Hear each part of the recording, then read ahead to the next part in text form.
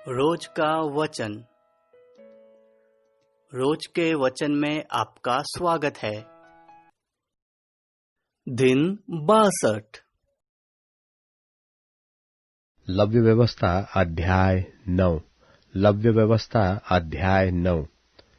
8वें दिन मूसा ने हारून और उसके पुत्रों को और इस्राएली पुरनियों को बुलवाकर हारून से कहा, पाप बलि के लिए एक निर्दोष बछड़ा और होम बलि के लिए एक निर्दोष मेंढा लेकर यहोवा के सामने भेंट चढ़ा, और इस्राएलियों से यह कहा कि तुम पाप बलि के लिए एक बकरा और होम बलि के लिए एक बछड़ा और एक भेड़ का बच्चा लो, जो 1 वर्ष के हो और निर्दोष हो। और मेल बलि के लिए यहोवा के सन्मुख चढ़ाने के लिए एक बैल और एक मेंढा और तेल से सने हुए मैदे का एक अन्नबलि भी ले लो, क्योंकि आज यहोवा तुमको दर्शन देगा। और जिस जिस वस्तु की आज्ञा मूसा ने दी, उन सबको वे मिलाप वाले तंबू के आगे ले आए, और सारी मंडली समीप जाकर यहोवा के सामने खड़ी हुई।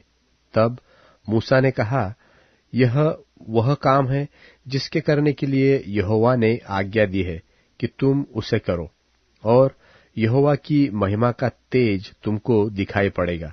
और मूसा ने हारून से कहा, यहोवा की आज्ञा के अनुसार वेदी के समीप जाकर अपने पाप बलि और होम बलि को चढ़ाकर अपने और सब जनता के लिए प्रायश्चित्त कर, और जनता के चढ़ावे को भी चढ़ाकर उनके लिए प्रायश्चित्त कर। इसलिए हारून ने वेदी के समीप जाकर अपने पाप बलि के बछड़े का बलिदान किया, और हारून के पुत्र लोहू को उसके पास ले गए। तब उसने अपनी उंगली को लोहू में डुबाकर वेदी के सींगों पर लोहू को लगाया, और शेष लोहू को वेदी के पाए पर उंडेल दिया। और पाप बलि में की चर्बी और गुर्दों और कलेजे पर की झिल्ली को उसने वेदी पर जलाया, जैसा यहोवा ने मूसा को आज्ञा दी थी। और मांस और खाल को उसने छावनी से बाहर आग में जलाया। तब होमबलि पशु का बलिदान किया, और हारून के पुत्रों ने लोहू को उसके हाथ में दिया, और उसने उसको वेदी पर चारों ओर छिड़का। तब उन्होंने होमबलि पशु का टुकड़ा टुकड़ा करके सिर सहित उसके हाथ में दे दिया, और उसने उनको वेदी पर जला दिया। और उसने अतड़ियों और पांवों को धोकर वेदी पर होमबलि के ऊपर जलाया। और उसने लोगों के चढ़ावे को आगे लेकर और उस पाप बलि के बकरे को जो उनके लिए था लेकर उसका बलिदान किया, और पहले के समान उसे भी पाप बलि करके चढ़ाया। और उसने होमबलि को भी समीप ले जाकर विधि के अनुसार चढ़ाया, और अन्न बलि को भी समीप ले जाकर उसमें से मुट्ठी भर वेदी पर जलाया। यह भोर के होमबलि के अलावा चढ़ाया गया। और बैल और मेंढा अर्थात जो मेल बलि पशु जनता के लिए थे, वे भी बलि किए गए। और हारून के पुत्रों ने लोहू को उसके हाथ में दिया, और उसने उसको वेदी पर चारों ओर छिड़क दिया। और उन्होंने बैल की चर्बी को और मेंढे में से मोटी पूंछ को और जिस चर्बी से अतड़ियां ढपी रहती है उसको, और गुर्दों सहित कलेजे पर की झिल्ली को भी उसके हाथ में दिया। और उन्होंने चर्बी को छातियों पर रखा, और उसने वह चर्बी वेदी पर जलाई। परंतु छातियों और दहिनी जांघ को हारून ने मूसा की आज्ञा के अनुसार हिलाने की भेंट के लिए यहोवा के सामने हिलाया। तब हारून ने लोगों की ओर हाथ बढ़ाकर उन्हें आशीर्वाद दिया, और पाप बलि, होम बलि और मेल बलियों को चढ़ाकर वह नीचे उतर आया। तब मूसा और हारून मिलाप वाले तंबू में गए और निकलकर लोगों को आशीर्वाद दिया। तब यहोवा का तेज सारी जनता को दिखाई दिया, और यहोवा के सामने से आग निकलकर चर्बी सहित होम बलि को वेदी पर भस्म कर दिया। इसे देखकर जनता ने जय जयकार का नारा मारा और अपने अपने मुंह के बल गिरकर दंडवत किया।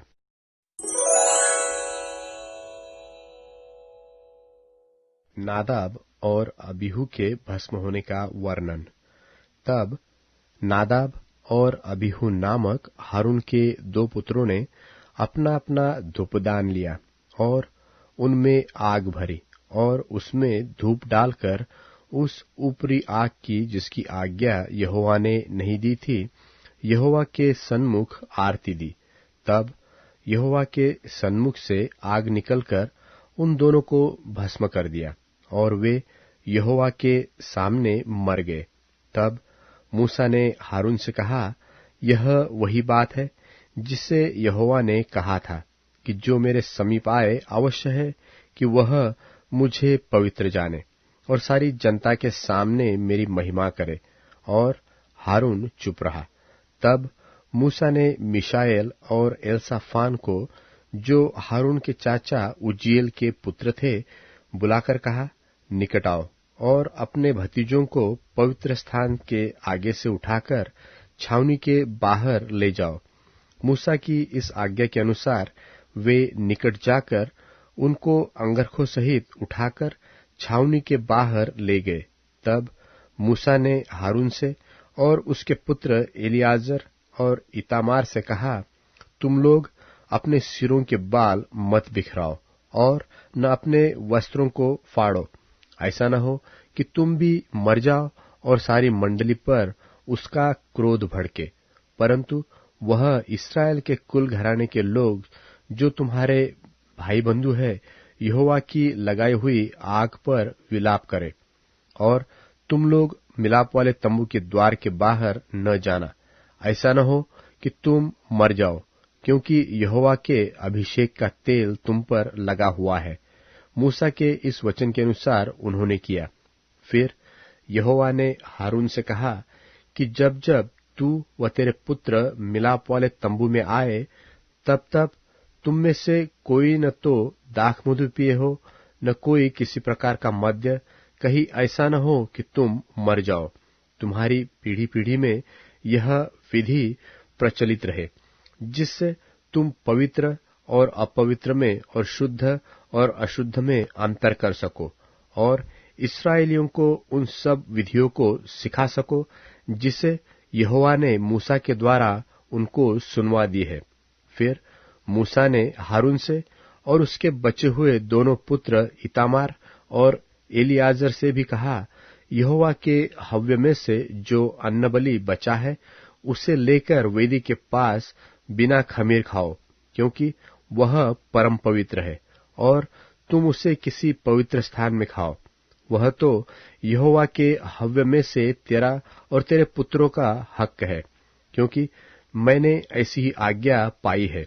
और हिलाई हुई भेंट की छाती और उठाई हुई भेंट की जांघ को तुम लोग अर्थात तू और तेरे बेटी बेटियां सब किसी शुद्ध स्थान में खाओ, क्योंकि वे इस्राएलियों के मेल बलियों में से तुझे और तेरे लड़के बालों की हक ठहरा दी गई है।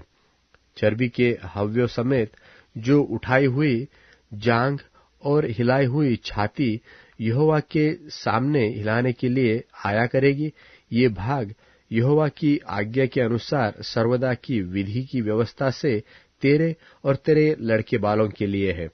फिर मूसा ने पाप बलि के बकरे की जो ढूंढ की तो क्या पाया कि वह जलाया गया है। सो एलियाजर और इतामार जो हारून के पुत्र बचे थे, उनसे वह क्रोध में आकर कहने लगा कि पाप बलि जो परम पवित्र है और जिसे यहोवा ने तुम्हें इसलिए दिया है कि तुम मंडली के अधर्म का भार अपने पर उठाकर उनके लिए यहोवा के सामने प्रायश्चित करो, तुमने उसका मांस पवित्र स्थान में क्यों नहीं खाया?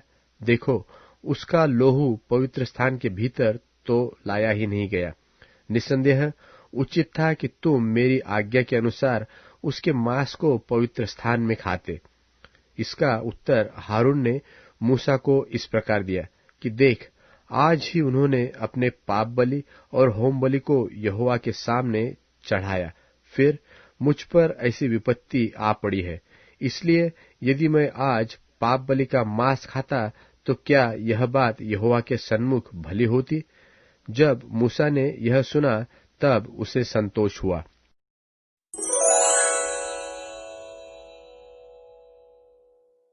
वे डरने लगे थे। शाम के समय यीशु नगर से बाहर जाया करते थे और सुबह के समय जब वे उधर से जा रहे थे तब उन्होंने अंजीर के पेड़ को जड़ से सूखा पाया। पतरस को याद आते ही उसने कहा, गुरुजी देखिए, जिस अंजीर के पेड़ को आपने श्राप दिया था वह सूख गया है। यीशु ने उत्तर में कहा, परमेश्वर पर भरोसा रखो। मैं तुमसे सच कहता हूं कि जो कोई बिना शक किए इस पहाड़ से कहे, यहां से हटकर समुद्र में जा गिरो, और ये विश्वास करे कि जैसा कहता है वैसा हो जाएगा, वो मुंह मांगा पाएगा। प्रार्थना करते समय अगर तुम्हारे मन में किसी के लिए कुछ शिकायत है, माफ कर दो, ताकि तुम्हारे पिता जो स्वर्ग में हैं तुम्हारे गुनाहों को माफ करें। लेकिन अगर तुम माफ ना करो, तुम्हारे स्वर्गिक पिता भी तुम्हें माफ नहीं करेंगे। इसके बाद वे यरूशलेम लौट आए। जब यीशु प्रार्थना भवन में थे, प्रधान पुरोहित, शास्त्री और बुजुर्ग अगुवे आए। वे यीशु से बोले, यह सब आप किसके अधिकार से कर रहे हैं? यह सभी करने के लिए आपको अधिकार किसने दिया है? यीशु ने जवाब में कहा, मैं भी तुमसे एक सवाल पूछता हूं, मुझे जवाब दो तो मैं भी तुम्हें जवाब दूंगा। यह बताओ कि यूहन्ना का बपतिस्मा स्वर्ग से था या इंसानों की ओर से? वे आपस में विचार विमर्श कर रहे थे कि यदि कहते हैं कि परमेश्वर की तरफ से, तो यीशु कहेंगे कि हमने फिर उसकी क्यों नहीं मानी। यदि हम कहेंगे इंसानों की तरफ से, तो लोग जो यूहन्ना को नबी मानते थे उनके खिलाफ हो जाएंगे। उन लोगों ने यीशु से कहा, हमें नहीं मालूम। यीशु ने भी तब कहा, मैं भी तुम्हें नहीं बताता कि जो मैं करता हूं वो किसके अधिकार से करता हूं।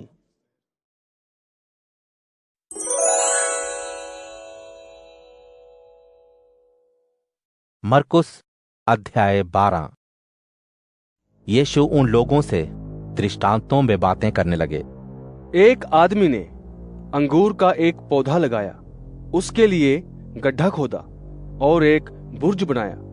इसके बाद अंगूर के किसानों को किराए पर देकर दूर देश चला गया। फसल पकने के समय उसने एक नौकर को भेजा ताकि किसान अंगूर की खेती से निकलने वाली फसल का एक हिस्सा उसे दे दे। लेकिन किसानों ने उसे पकड़ा, मारा और वापस खाली हाथ भेज दिया। फिर से उसने एक दूसरे नौकर को उसके पास भेजा। उन लोगों ने उस पर पत्थर फेंककर सिर घायल किया और बेशर्मी से पेश आकर उसे भी वापस घर भेज दिया।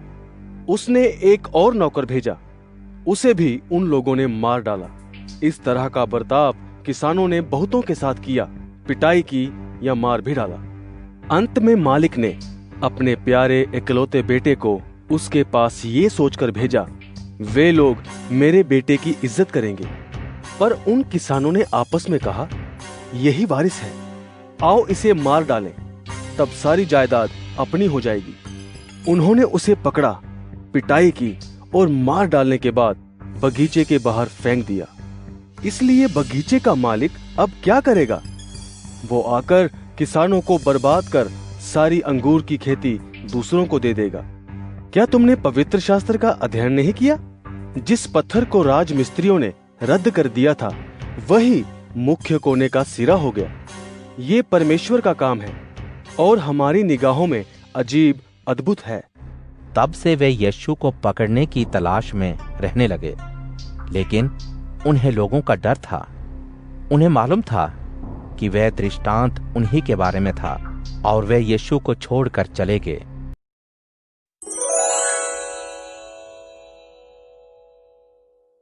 अध्याय 29। आंधी में भी प्रभु की आवाज।